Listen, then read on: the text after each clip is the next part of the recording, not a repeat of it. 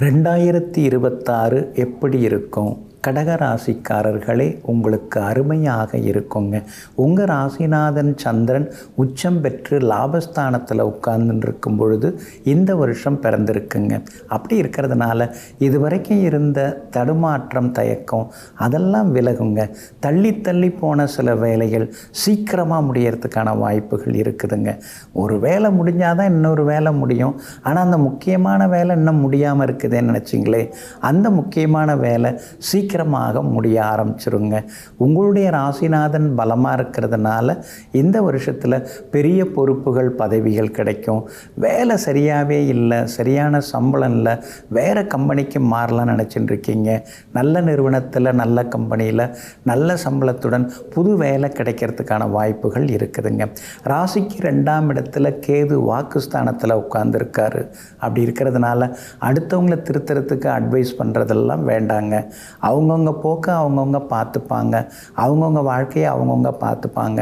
நீங்கள் அவங்களுக்காக உட்காந்து உருகிறது, மணிக்கணக்கில் அவங்கள்ட்ட உட்காந்து பேசுகிறது அதெல்லாம் தேவையில்லைங்க. உங்கள் பொழப்பு என்னவோ அதை பார்க்க ஆரம்பிச்சிட்டிங்கன்னா நல்லாயிருக்குங்க. 8ஆம் இடத்துல ராகு உட்கார்ந்துருக்கிறதுனால கணவன் மனைவிக்குள்ளார சின்ன சின்னதாக ஏதாவது ஒரு மனக்கசப்புகள் இருந்துக்கிட்டே இருக்குங்க. அதனால் சில விஷயங்களை வெளிப்படையாக பேசுகிறது நல்லதுங்க.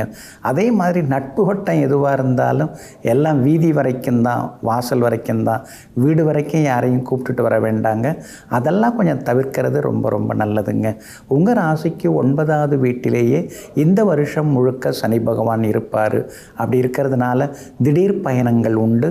சிலருக்கு வெளிமாநிலம், வெளிநாட்டில் வேலை கிடைக்கிறதுக்கான வாய்ப்புகள் இருக்குதுங்க. உத்தியோகத்தின் பொருட்டு குடும்பத்தை விட்டு கொஞ்சம் பிரிஞ்சிருந்து அப்புறம் குடும்பத்தோடு இருக்கக்கூடிய சுமூகமான வாய்ப்புகளும் இருக்குதுங்க. ஆரோக்கியத்தில் அக்கறை காட்டுங்க. உணவு கட்டுப்பாடு உங்களுக்கு இப்போ தேவைப்படுது. ஏன்னா 2ஆம் இடம் தான் உணவு ஸ்தானம். நாம் உண்ணக்கூடிய உணவு இருக்கு இல்லைங்களா, அதுக்குரிய இடம் 2. அதில் கேது உட்கார்ந்துருக்கிறாரு. அப்படி இருக்கிறதுனால காரசாரமாக எதையாவது சாப்பிட்டுட்டு, கொழுப்பு சத்து உள்ளதெல்லாம் சாப்பிட்டுட்டு அப்புறம் உடம்பு முடியல அப்படின்னு சொல்லிட்டு இருக்கக்கூடாது. சாப்பாட்டு விஷயத்தில் கவனமாக இருங்க. அதே மாதிரி வியாபாரம் இனிமேல் நல்லாயிருக்கும். இந்த வருஷம் முழுக்க வியாபாரத்தில் உங்களுக்கு நல்ல லாபம் இருக்குது. ரகசியங்களை மட்டும் ரகசியமாக வச்சுக்கணும். ஒரு பொருள் எங்கேருந்து கொண்டு வரீங்க அப்படிங்கிறதெல்லாம் நம்ம கூட இருக்கிறவங்கள்ட்ட சொல்லின்னு இருக்கக்கூடாது. பங்குதாரர்களை கொஞ்சம் அனுசரித்து போகணும். வேலையாட்களால் இருக்கக்கூடிய பிரச்சனைகள் அதெல்லாமே இனிமேல் சரியாக வருங்க. கணவன் மனைவிக்குள்ளார அனுசரித்து போக பாருங்கள். வீடு கட்டுறதுக்கான வாய்ப்புகள் எல்லாமே இருக்குதுங்க. குரு பகவான் உங்கள் ராசிக்கு 12ஆம் இடத்துல மே மாதம் வரைக்கும் உட்கார்ந்துருக்கிறாரு. அப்படி இருக்கிறதுனால திடீர்னு லோன் கிடச்சி வீடு கட்ட தொடங்குவீங்க. புது வீட்டில் குடி போகிறதுக்கான வாய்ப்புகளும் இருக்குதுங்க. குரு பகவான் மே மாதம் வரைக்கும் விரயஸ்தானத்தில் இருக்கனால சுப செலவுகள் இருக்கும். ஜூன் மாதத்திலேருந்து அக்டோபர் 14 வரைக்கும் உங்கள் ராசிக்குள்ளார் இருப்பார்.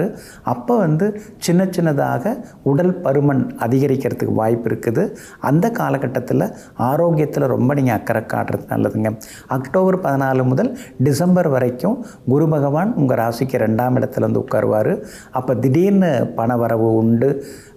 வீட்டில் நல்லதெல்லாம் நடக்கும். பிள்ளைங்களுக்கு திருமணம் முடியறது, சகோதரங்களுக்கு திருமணம் முடியறது, வீடு மன சொத்து வாங்கிறது, அதற்கான வாய்ப்புகள் எல்லாமே உங்களுக்கு நிச்சயமாக தேடி வருங்க. அதே போல் நடுவில் செவ்வாய் 8ஆம் இடத்துல மறைகிறார். எப்போ மறைகிறார்னா பிப்ரவரி மாதம் 23ஆம் தேதியிலிருந்து ஏப்ரல் 2ஆம் தேதி வரைக்கும் உங்கள் ராசிக்கு 8ஆம் இடத்துல போய் மறைகிறாரு. அப்படி மறைகிறதுனால அந்த காலகட்டம் மட்டும் கொஞ்சம் சிறு சிறு விபத்துகள் வர வாய்ப்பு இருக்குது. அந்த காலகட்டத்தில் எச்சரிக்கையாக இருக்கணுங்க. எப்படி கூட்டி கழிச்சு பார்த்தாலும் இந்த 2026 உங்களுக்கு அருமையாக தாங்க இருக்கும். மேலும் நல்லதெல்லாமே நடக்கிறதுக்கு அருள்மிகு ஸ்ரீ வாமனபுரீஸ்வரர், அந்த ஸ்ரீ வாமனபுரீஸ்வரரை போய் வணங்குறது நல்லது. எங்கே இருக்குது அப்படின்னா, அதாவது திருமாணிக்குழி அப்படிங்கிற ஊரில் இவர் அருள் பாலிக்கிறாரு. கடலூர்லேருந்து 15 கிலோமீட்டர் தூரத்தில் பாலூர் வழியாகவும் போகலாம், பண்ருட்டி வழியாகவும் நீங்கள் போகலாங்க. கடலூர்லேருந்து பண்ருட்டி போகிற வழியில் இந்த அற்புதமான திரு வாமனபுரீஸ்வரர் ஆலயம் இருக்குதுங்க. அங்கே போய் சேவிச்சுட்டு வாங்க. அதே போல் வேர்க்கடலை தானமாக கொடுங்க. அம்மா இல்லாத பிள்ளைங்களுக்கு உதவுங்க. இந்த 2026ஆம் ஆண்டு அமோகமாக இருக்குங்க. உடனுக்குடன் செய்திகளை தெரிந்து கொள்ள சன் நியூஸ் பெல் ஐகானை கிளிக் பண்ணுங்க.